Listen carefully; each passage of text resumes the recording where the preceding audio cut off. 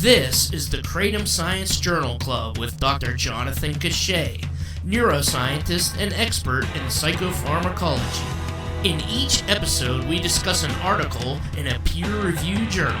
I'm your host, Brian Gallagher, blog and social media writer for KratomScience.com, your source for all things Kratom.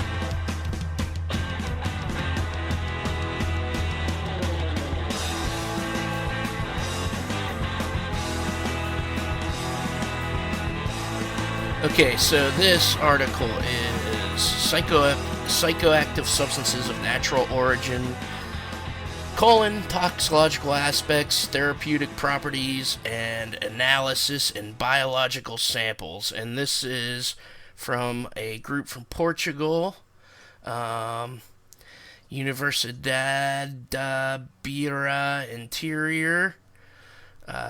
I don't know Portuguese, so that was probably a bad pronunciation. The country that enacted decriminalization of all drugs in 2001. Yeah, Time treating magazine. drug addiction as a healthcare problem, not a criminal justice issue. Yeah, which lowered, they had a decrease in overdose deaths and a decrease in the use of drugs.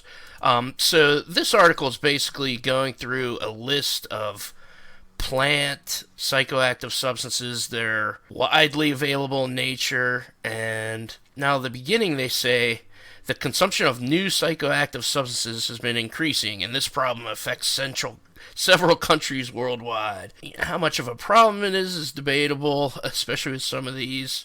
It's funny they call them new psychoactive substances because these are all traditionally used, at least going hundreds of years back, as 100%. 100%. That was my first note. And, look, I feel like I say it a lot, but I just don't I don't know why natural scientists don't understand the disconnect between the first paragraph saying these are novel and we have no idea if they're safe, followed by another sentence that then says used for centuries. And it's like, do you not see the disconnect here?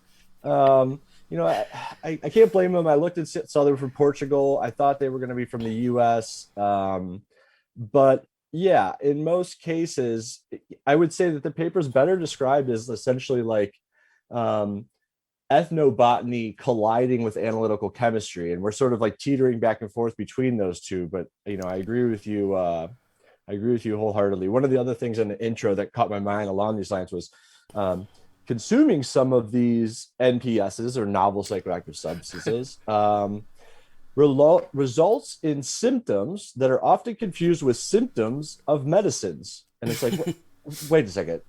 So it's doing the same thing that medicines do. Maybe they're saying that people, just because it feels like medicine, they're treating it as medicine, but then it's not acting as medicine, or we don't know if it acts like medicine. But it's usually doom and gloom is symptoms are confused with overdose and potential respiratory depression and death, not pretty similar to all the medicines that we take. The European Monitoring Center for Drugs and Drug Addiction defines these compounds as a new narcotic or psychotropic drug in pure form or preparation that is not controlled by the United Nations. It's basically just freaking out a little bit. I mean, the actual article is pretty substantive, and you can actually learn about these things. But they have this kind of freak out caveat in the introduction that it's kind of this might be dangerous. We need to control this stuff. Yeah. I guess it would be worthwhile to differentiate too between compounds that have been used for centuries and are obtained from natural sources. So almost all of the plants we're going to roll through that they spoke to. What they didn't speak to, and what I think actually represents a more clear potential risk of danger, is some of the research chemicals where you're literally just saying, oh, this is the compound, the alkaloid that's in the plant, let's modify it just a little bit, and we'll see if it still hits the same receptors and causes the same things. It's sort of like what Shulgin did with the phenylalenes and the tryptamines. He just modified them a little bit and saw how it changed the the overall experience of using them. And so I certainly always rely on stuff that's been around for a while and used by humans for a while and wasn't essentially cooked up in a lab because we know what the chemical structure is now and we can modify that and get around get around Controlled Substances Act. So I wanted to make a clear differentiation between those in terms of what we're saying and what's safe and not safe. It seems like a lot of the traditional use, you're pretty safe as long as you use it in the traditional way. I'm thinking of like with coca leaves.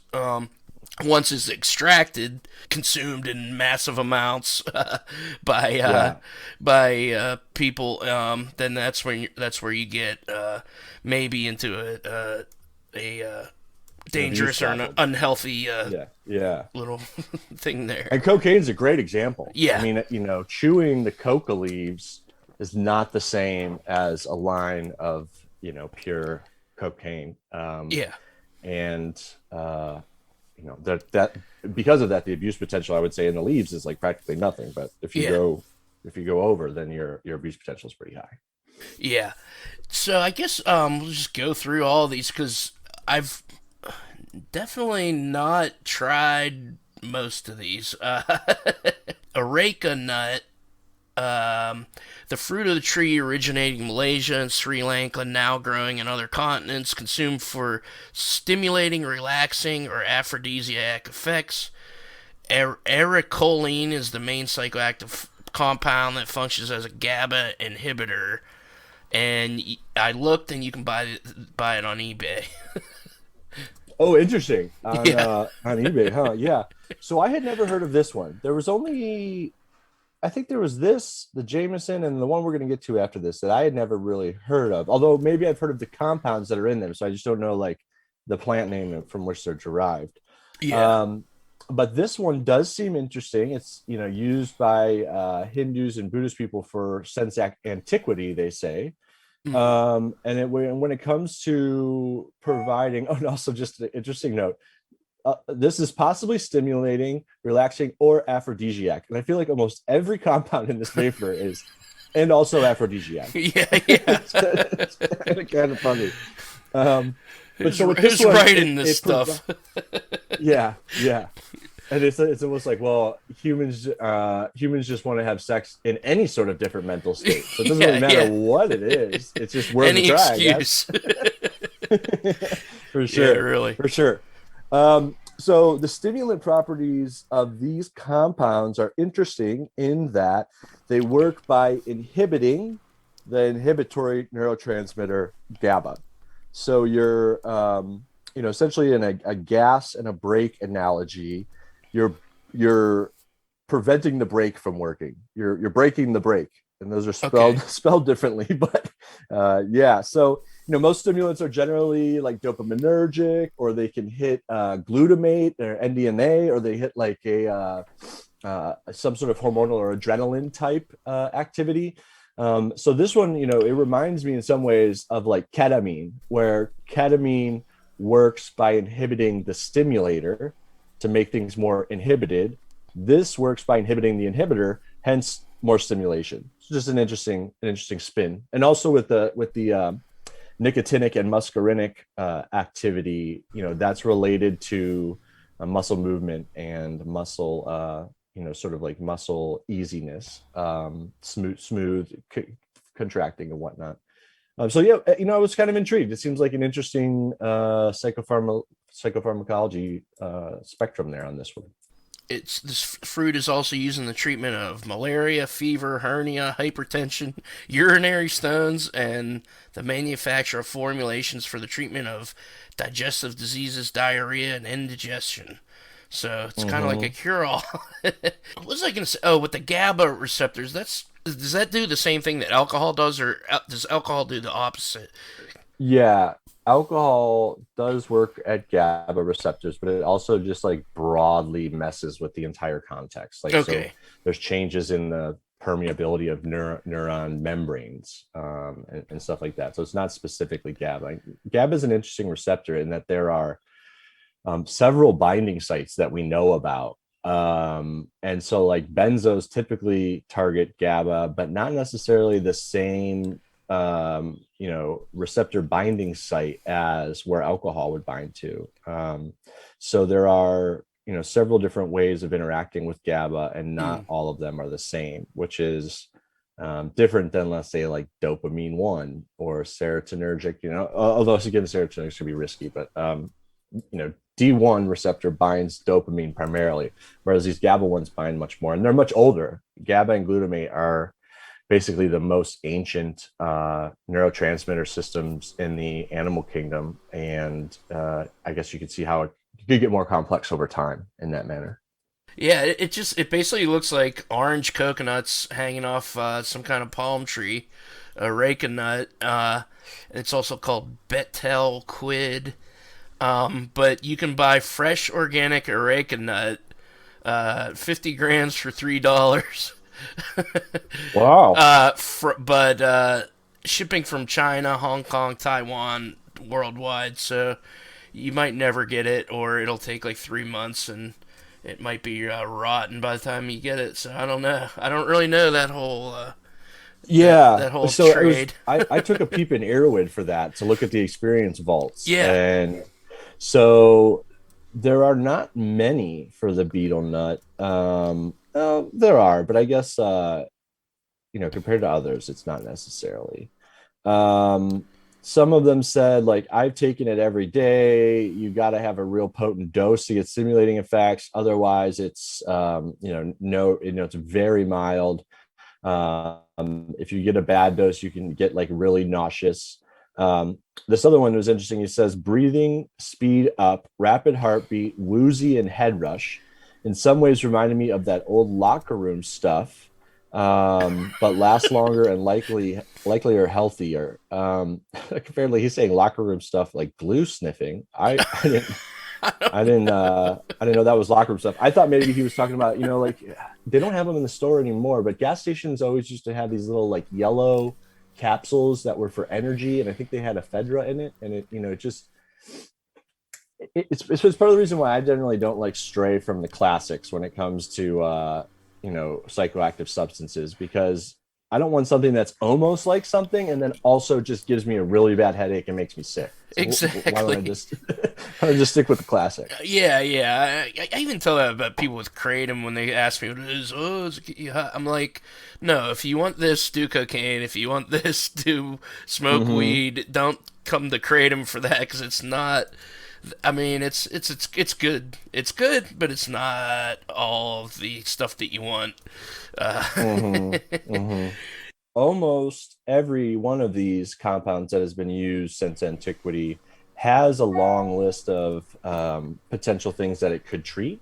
So you had just yeah, mentioned that, like malaria, fever, hernia, hypertension, urinary stones, and it being sort of a catch-all. So I'm wondering to myself, how much of that is actually plausible, or back in those times someone came in with a symptom and you're like, yeah, well, try this, and just sort of, you're really just, you don't know why it works, you don't know what it's targeting, you just know it makes people feel different, and if they feel different, maybe they'll placebo themselves out of, or like kickstart themselves out of whatever symptoms they're hearing mm, or feeling.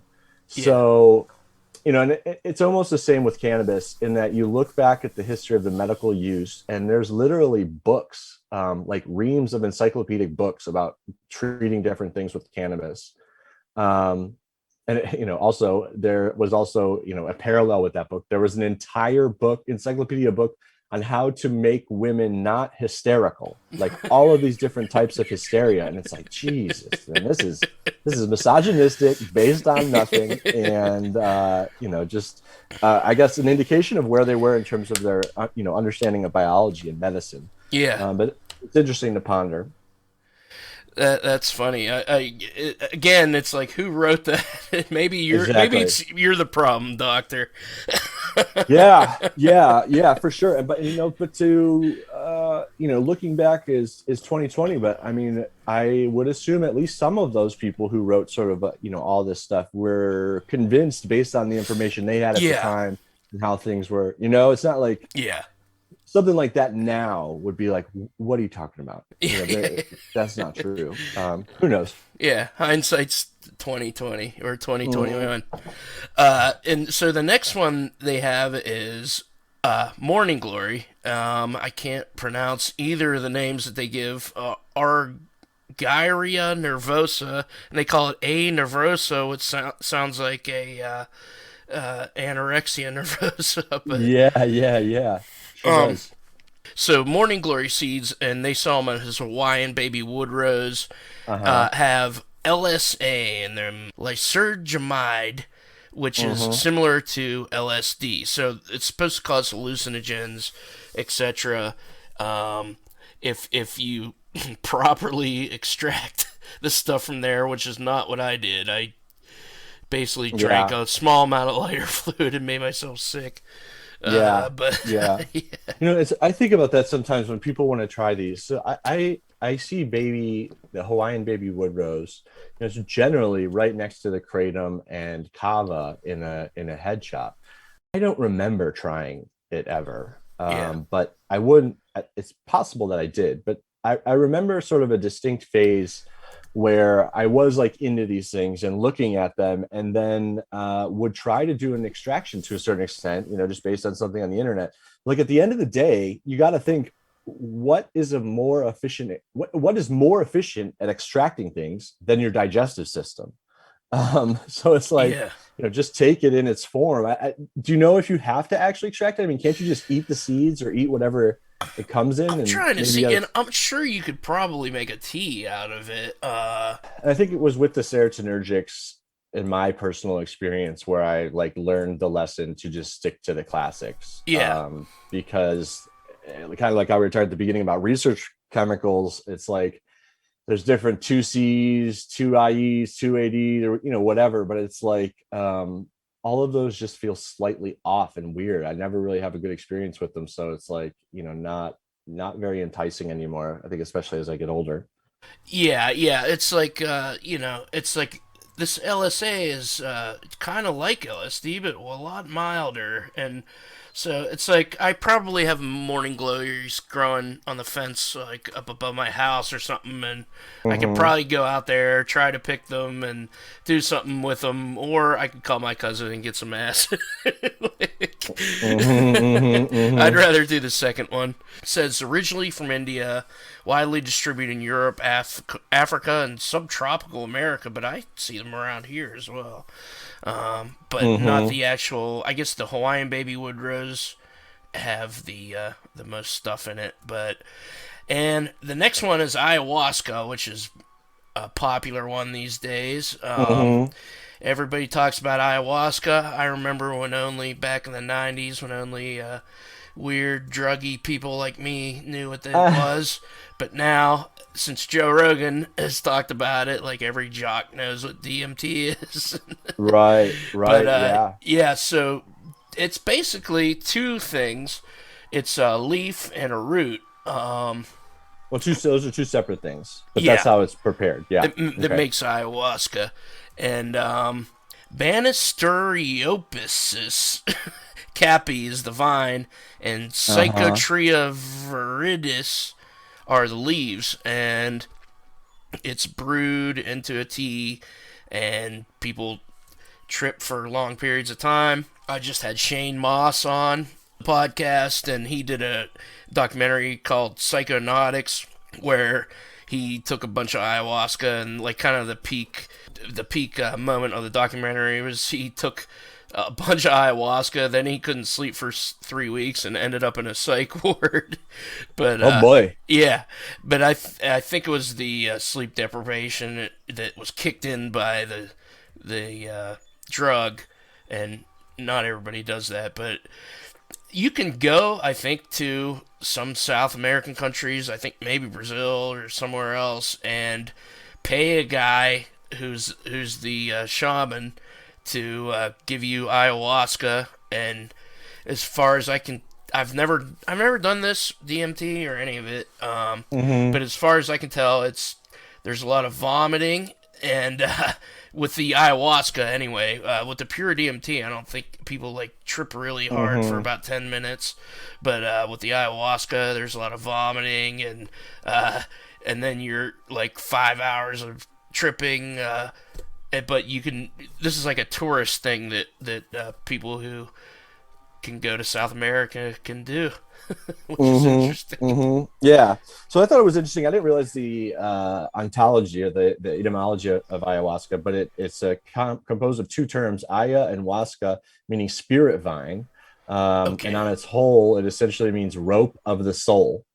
So I thought that was pretty cool. Yeah. So they're extracting DMT and giving it to you, and the other compound from the not the roots, the stem, and then the leaves. It contains a monoamine oxidase inhibitor, so it Mm, prevents the degradation of the DMT, which otherwise would be rapidly um, like enzymatically removed from the synapse in your body naturally. Yeah, I mean, there's tons of interesting things about where ayahuasca is now, where it's going, DMT in general. I mean, I think the postulation about, or the hypothesis about why it gets degraded so quickly is that essentially you have a small pocket of DMT or DMT like alkaloids in your brain, and they only get triggered during birth and death.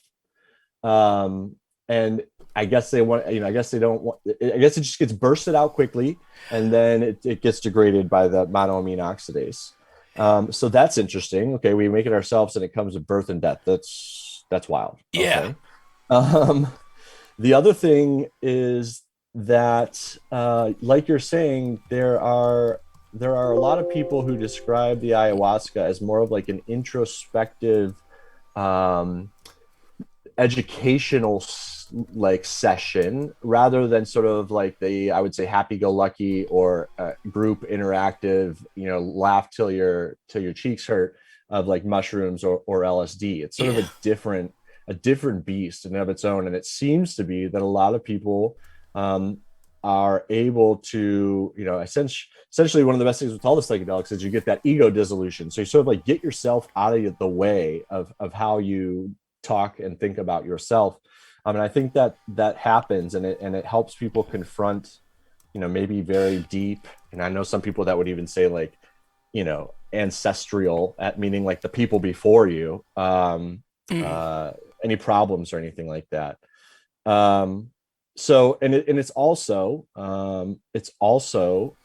seems to be like essentially a reset for the brain's pleasure system, and this is helpful for people who have depression. I think the quote in the paper, they say studies have shown that a single dose of ayahuasca leads to a rapid reduction in depressive symptoms, and that this reduction is maintained for 3 weeks without additional dosing, which would be, if that was made in big pharma today, it would be like a miracle, to maybe not for big pharma, but for the people suffering. They could take it once and not have to continually take things forever. yeah. And so because of that too, with this reset, especially of the pleasure setting, there's also indications that this is good for moving past addictions, to alcohol or other drugs. And so, I don't think ayahuasca is going away anytime soon, but it certainly is picking up steam. Um, Yeah. yeah. And this is, I mean, it's actually something you could also order online. The actual DMT is an illegal drug, but the actual stuff, like the plants, are legal to order. I think just once you put it in the crock pot or however you do it to make it, then it becomes illegal to extract the DMT. But Terrence McKenna is a good one. He was the guy in the 90s that was like touring colleges and talking about his DMT experiences and talking about self transforming machine elves that he sees that are. He Uh-huh. talked about them as though they were real beings instead of. I like to think of it as more like you're getting into the programming of your brain, which is Uh-huh. what Shane Moss, when I talked to him, he seems like kind of a science guy, and he's not really a spiritual guy. He does a science podcast called Here We Are, and but he's done DMT a million times, and yeah, he just thinks of it as it seems real when you're going through it. This is how he described to me, but it's you just have to think of it as pictures of your brain programming rather than actual elves that are visiting you. That's the fine line between Right. psychosis and having a successful psychedelic experience, I think. Yeah, yeah. It's like an in between dream world. But what's interesting about that, and I gotta listen to the Shane Moss episode, and also his Yeah. I didn't know about this Psychonautics movie. Yeah, But it's great. It's on something Amazon, one of the things we have. what's interesting about what we're describing, though, with the sort of well, there's two things I want to say about religious and not religious use. Let's just put that to the side real quick. Yeah. But when people use hallucinogenics, generally they don't see the same thing over and over and over again. You know, it's very context dependent. Most of the hallucinogens, you don't see anything. You know, edges become sort of wobbly and blurred, and you feel like you're seeing something for the first time. But if you do it at the beach versus doing it in the woods versus doing it in a desert, you generally will not have the same experience over and over again. But with DMT, there seems to be elements that are consistent no matter how many times you do it. And so this Shane Moss headline says he sees the same purple woman. And I've heard other people describe it where Yeah. they find the guide, and every time they get there, the guide's there, and then he takes them, you know, around and whatever they got to be doing. So Yeah. that's something particularly unique, and I don't know if there is even a scientific explanation for that we could even fathom. But that part's interesting. The other thing too about religious use versus non-religious use, and this is, you know, maybe I'm not trying to make a mountain out of a molehill, but I'm kind of, you know, it seems to me like an old artifact, and I want church and government and church and state separate. And so religious, and I guess this, you know, this is totally my perspective, but I was confirmed Catholic, went to Catholic school. That's one type of religion. And I think when I think about what religion is, I picture that, and I don't see DMT in that equation whatsoever. But because of the special consideration given to the term religion, you know, a lot of these compounds can be used in a religious setting. And, you know, aside from being able to access these online, you know, when it comes to DMT, I am fairly certain that you can Google trying to find like groups or sites around your area, and you can go do it with people, especially if it's your first time, do it with people who know what they're doing. But you know, religion in this sense is like any sort of like internal introspection, you know, spiritual enlightenment, and intellectual exercise. Like it's essentially you're doing it to have some sort of like therapy. And I don't know if us allowing or saying that we use it for religious purposes, you know, not, it's like glossing over the true depth that is actually there. And that, you know, Yeah. people use it to sort of understand themselves better rather than like giggle and watch lasers. Yeah. So yeah, it does seem in a lot of the comedy podcasts that I listen to that are based out of California, it seems like there are plenty of places that you just got to Google and like make an appointment, and then you go and you're with people, and particularly the shaman. Like I would, and this goes for it goes for all drugs. You should never do a drug for the first time by yourself without, you know, the physical watch or input from someone who has experience with it. Especially if That's you've so never done a psychedelic before. Next one is interesting, which is I want to try is khat, Khat, khat. I don't know if it's cat or cut. mm-hmm. Katha adulis. And the thing I just learned about this stuff from reading Carl Hart's book is synthetic. It has cathinone in it. That's the alkaloid, I believe. Mm-hmm. And the synthetic cathinones are what has been marketed as bath salts. So it's kind of the same thing. It's kind of a like an upper type thing, kind of along the lines of cocaine. It's traditionally chewed, but you know, it's also can be extracted into a powder and snorted. But yeah, it seems like a chewed stimulant in West Africa, Yemen, Ethiopia, Arabian Peninsula. This plant is often used as a drug of abuse since it allows to mimic the effects of synthetic cathinones, but with lower risk of intoxication, with no record of deaths associated with its consumption. So they're saying Yeah, that's kind of a weird sentence yeah, because it's like it's it been sure used is. for a century, but it's used in place of bath salts. But no, I think what came furthest, the chicken or the egg situation there.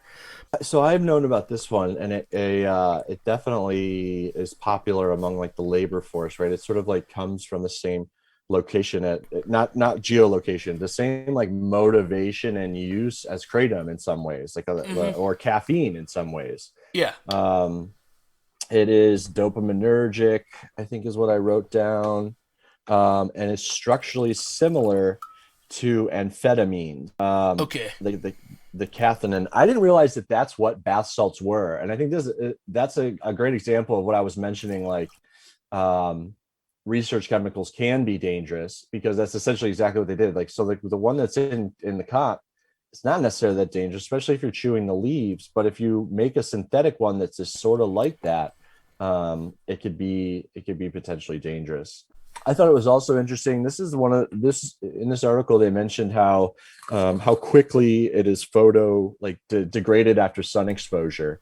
Um, so LSDs like that. They say cannabinoids are like that. I don't understand why cannabinoids would be, but because the main compound degrades so quickly, it's not really fresh leaves versus leaves that are older or have been dried or stored longer will have a different effect. And so, like in some ways, if you wanted to give it a go, ordering online, you're almost certainly getting plants that are like harvested months, if not way more than that ago, versus like being able to walk up to the plant and pick a leaf off and then chew it. I think that's how the real OGs do it. And I even looked this one up, and it's actually, I think it's illegal in the United States, but some European distributor was selling fresh cat leaves, and Hmm. I almost bought some just to see if I could, but Mm-hmm. I lost the link. But and the whole bath salting in and of themselves were a cause of drug hysteria, which is back to like Carl Hart's book. He was talking about the guy that he bit some guy's face off by the highway, and there was all these Oh, right. headlines of Yeah. drug zombie and bath salts, and it's just because one cop said, "Oh, I think he was on bath salts." It wasn't even, and it turns out the blood tests. This guy, I think he was shot dead, but the blood tests he had like a small amount of THC, and it was like he was having a psychotic episode, Yeah. based on no drugs, no bath salts, no, And so I don't even think he bit anybody either. I think when I read the clarification on that, it was like a single eyewitness mentioned that after seeing, like, after driving by, and essentially the person was probably giving the person on the ground CPR. But then this yeah, notion that they like ate the skin, just sort of, it's drug yeah. hysteria. It's wild. Yeah, and it was like right in the middle of Walking Dead, so it became bath salts Uh, cause people to be zombies. And reading that, I was like, okay, this stuff might be crazy or something, and maybe be careful and don't take it or whatever. But it was like, there's something off here. Like, this is way too out of The Walking Dead, and yeah, yeah, page clicks, whatnot. So exactly. so the next one is jimson weed, and I think I actually just burned jimson weed, dead jimson weed thing. I think it has those spikes on it that stick to you. It might have been a different plant, but I think it grows all over North America. And it was interesting to me that it was actually used by Pueblo Indians for analgesic properties.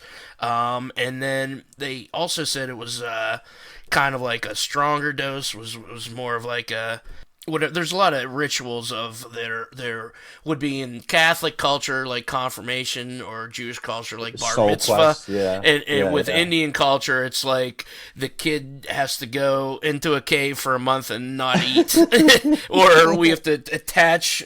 Like they really put them through the shit. They suggested in this article that it may have been used in that kind of situation as kind of like a ritual where you give them a bunch of jimson seeds, you get nuts, and then you come back and you're a man and you're ready to hunt now.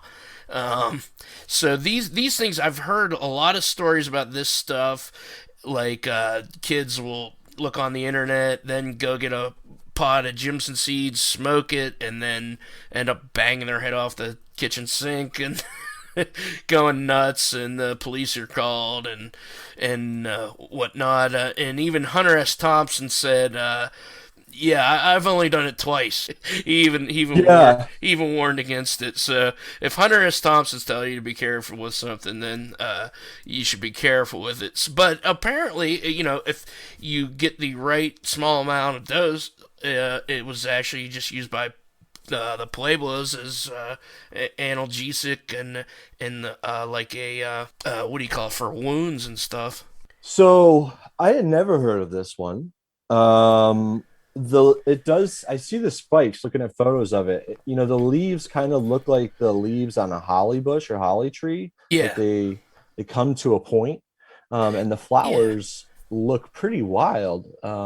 Like this weird spiral pattern with wings. That's pretty cool. yeah. Um, what is concerning to me with this one is that they use squapolamine. If I'm saying that right, let's see if I'm saying that right. or min. Scopolamine or Scopolamine. Scopolamine. Okay, Yeah, yeah, that's the alkaloid.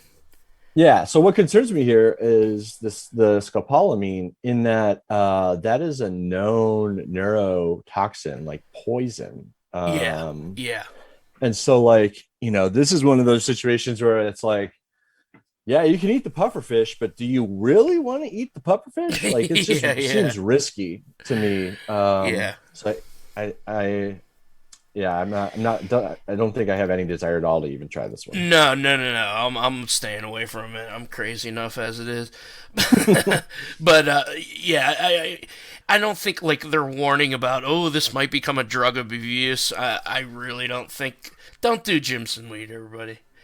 Yeah, stay away from Jimson weed. Stick with if regular weed. if you're listening to this podcast for advice on what to do and what not to do, you probably have bigger problems. So I don't.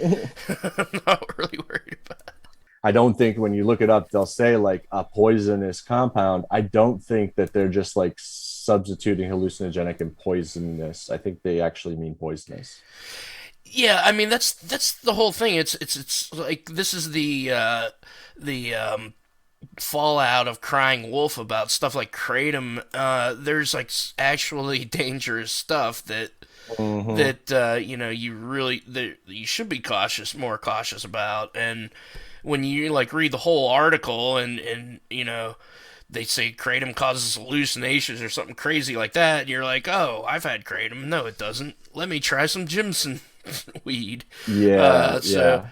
and I think the next one, mandrake, is also has scopolamine in it. It seems to be related to the Jimson weed because it looks. I mean, the flowers look similar. The leaves You're look right. a Sure little does. Yeah. similar. So, compromise the automatic nervous system, resulting in an anti-cholinergic action and consequently reducing neuronal activity mediated by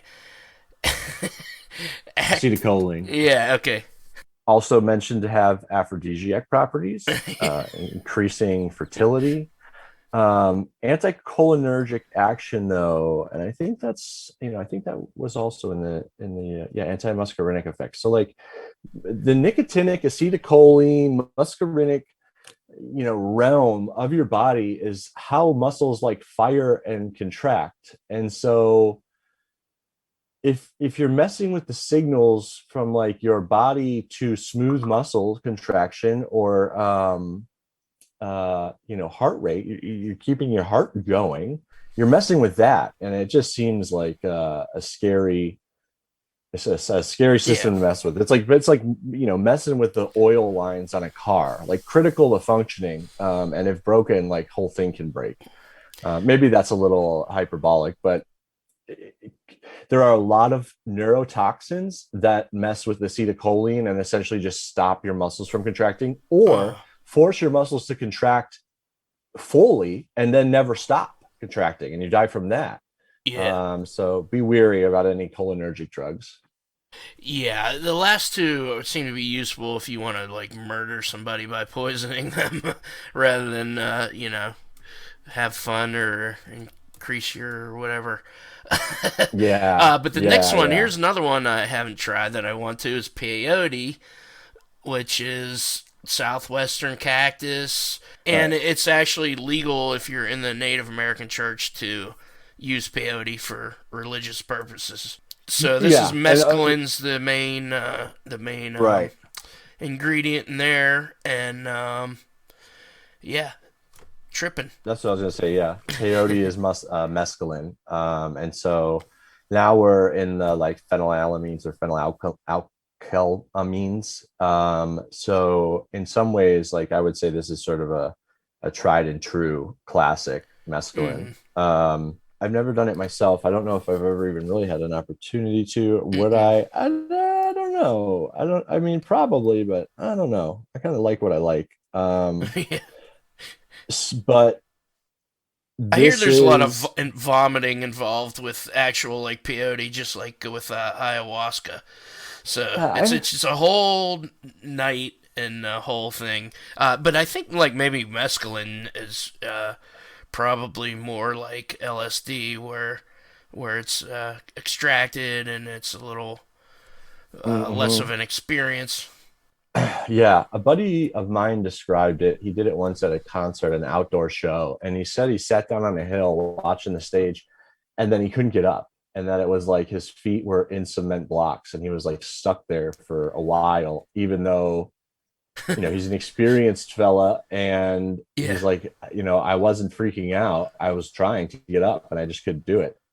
So I Huh. think from that story onward, I was like, nah. Yeah, yeah.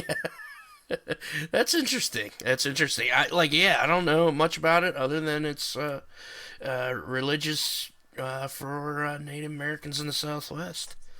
Mm-hmm. But Mm-hmm. and next one they have listed is Kratom. We've talked about that a little bit on this podcast. No, kratom. But the whole For thing, the sure. whole point to Adverse but effects when consuming this plant: yes, withdrawal, there it is. neonatal withdrawal, seizures, weight loss, dehydration, fatigue, insomnia, constipation, and hyperpigmentation. By some old guys who have drunk it their whole lives. I think that's where they got the hyperpigmentation. You know, don't oversell the bad effects because you got jimson weed right there.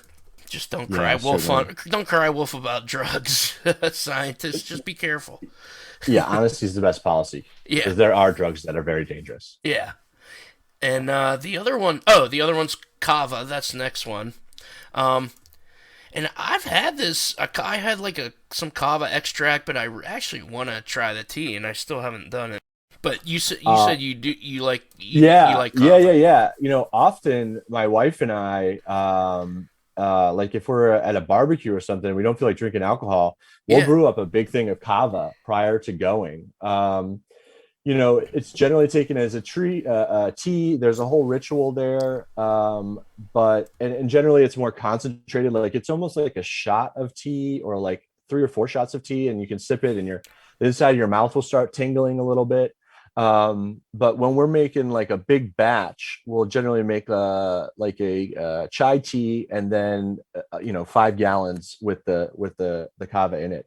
Um, in some ways, it's almost the exact sort of use profile or psychological profile as alcohol, in that like it's a it makes you less restless. It can lessen anxiety or even pain, just by increasing inhibitory action on your brain. And in some yeah, ways, you could say a very, very mild benzodiazepine, or like a very low concentration alcohol.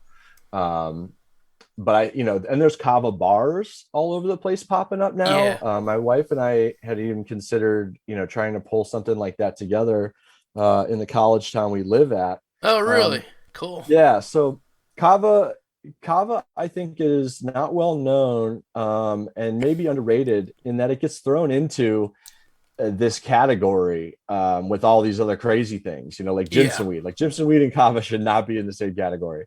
Yeah. Um, and yeah, so I enjoy kava and I use it, rather regularly. Yeah, and it's originally like in Fiji, it's used traditionally. They make a big old bowl of it. Everybody sticks a cup in, drinks it. On YouTube, there's like some kava rituals, and everybody looks like they're feeling good after about 3 or 4 cups of it. Just Hmm, kind of hmm, like alcohol, but a little more mellow, a little less hmm. aggro than Yeah, yeah. alcohol. Yeah, that's No that's hangover. yeah, yeah. I wouldn't You're imagine. hydrating instead of dehydrating. Then So the like, next one's hold on psilocybe real quick. mushrooms. I think everybody knows about those. And salvia. Mushrooms, to me, are a good one if you want the psychedelic experience, and your entrance in it is probably mushrooms are your best bet, I think, because they wear off after a couple hours rather than LSD Hmm, lasts. You need a day off for that, hmm, and hmm, maybe the next day. hmm. But mushrooms are you're there's still after effects after a few hours, but you could probably come home from work, take some mushrooms, go to bed that night. Um, Yeah, not for the first time, but yeah, no, no, no, yeah, you certainly could, yeah, and mushrooms are we're in a bit of a psychedelic resurgence here. yeah. I was just reading about Mind Med coming on to the New York Stock Exchange, um, which is interesting. I mean, I think that there's a very strong scientific case to suggest that microdosing psilocybin is just as effective or more effective than taking like Prozac or some other SSRI. And in fact, we know that the Prozac and the SSRIs are only like 50% effective. I don't think you would be flat out wrong to say that psilocybin and, especially, you're taking like a therapeutic threshold dose. Um, you're essentially messing with the same system in the same way as what you're doing with the SSRIs or other antidepressants. And so I think that it's good for modern medicine to go back to these classics and say, okay, well, what made the classics so great? It was actually there's a funny quote in the beginning of this article where it says like, several of these compounds have been used since antiquity for centuries, possibly due to the effects that it has on, consciousness or cognition, like possibly for the effects they give you. It's like, yeah, buddy. It's the only reason why they're still around. What are you talking about? I feel like if you talk to some of these like scientists that write these things, that they would be a lot more, candid and mellow about it, and they just feel like they have to write these things as it's in a similar way to when you go to work, you have to be polite to everybody, and Mm-hmm. have a different personality than in at home. You can just be more yourself. I feel like some of these introductions, like they have to write, oh, be careful, everybody. They have to like come off as like a news person. Like my cousin works in news, and he says, all these news personalities, once the camera goes off, they're all like swearing and like Uh-huh. they have to get Uh-huh. it. It's kind of like they have to just put all these caveats in, and I don't know. It's Well, it's kind yeah, of yeah, don't bite the hand that feeds you. At yeah, this, really, it comes a lot down to funding. yeah. And okay, the next one, salvia. Divinorum. I remember that was popular in I think like the early aughts. Everybody was filming themselves smoking it and then like passing out or talking gibberish, and I that do remember started that that. started to make it illegal in some states. I would like go on Yeah. YouTube like frivolously and be like, don't post this, it's going to make it illegal. But I remember I used to order extracts, and you get this really weird trip for like 5 minutes, and it's almost like, yeah, that was all right, but it didn't really do anything for me, but make me loopy for 5 minutes. But with some people, it works. It used to be used in religious ceremonies with Maria Sabina, who also used the mushrooms in Oaxaca, Mexico. Salvia and mushrooms were introduced to the West by Robert Wasson. I think his name's Robert Wasson, but he went down and met Maria Sabina, who was a traditional healer in Mexico, and a shaman, and she gave people salvia leaves and mushrooms and did a whole healing type thing. So it has that tradition. For sure. Yeah. I certainly remember that. What a flashback. Like people hitting a big bong and then just falling backwards. Yeah. Is what I remember.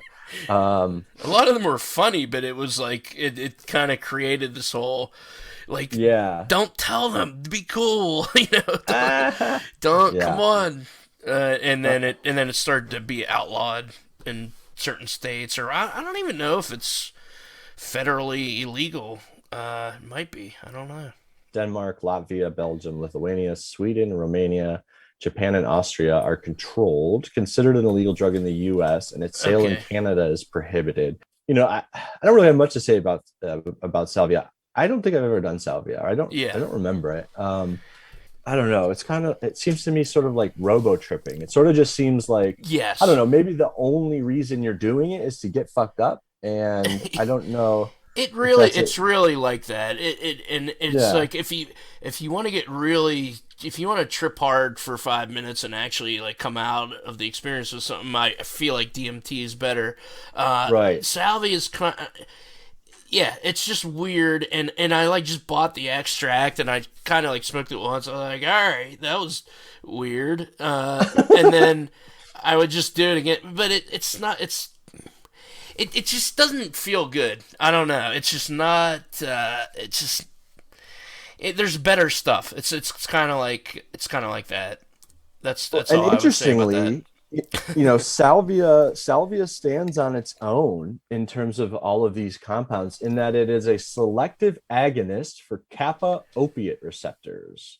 Okay. And then they say thereby exerting its potential hallucinogenic effects. So it activates and binds kappa opiate receptors, which I have never known as being tied to hallucinogenic effects. And I think that's kind of crazy. I mean, I don't think we have very many kappa opioid receptor like selective agonists for that. So it's a completely different mechanism. Like it's not even dopamine or serotonin based. It's now in your opiate signaling system. So that I think is definitely behind the differences in what's going on, despite being called a hallucinogenic or psychedelic plant. Salvia is certainly different in terms of the pharmacological profile. Yeah, and the last one is iboga, and I'm looking at my article and I forgot to write about the iboga section. I just left it off with salvia. Yeah, ibogaine, and there was a comedian named the guy that worked on Chappelle's show, Neil Brennan.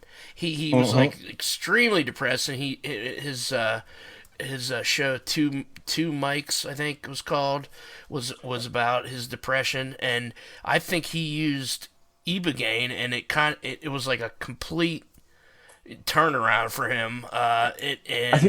He actually did a session with like a psychologist or something like that.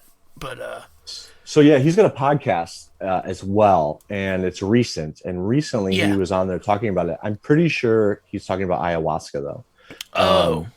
He might have done ibogaine back in the day, but at least based on the podcasts I've seen in the last like 2 or 3 months, which there was several, he laughs to himself saying like, I got to stop being a religious zealot about how great this is to everybody. So, he's even trying to pull himself back on that. But yeah, very depressed, always searching for a way to do it. Like has done it all, Eastern, Western, no matter where in the world, but nothing's really quite been like ayahuasca. for what he said. Oh, okay. And so, yeah, ibogaine does come up in the context of opiate addiction, certainly. And in grad school, we gave ibogaine to the zebrafish in Yeah. that regard. And so, you know what is the weirdest? All of the hallucinogenics and psychedelics were weird in terms of how they modified the behavior of the fish. Yeah.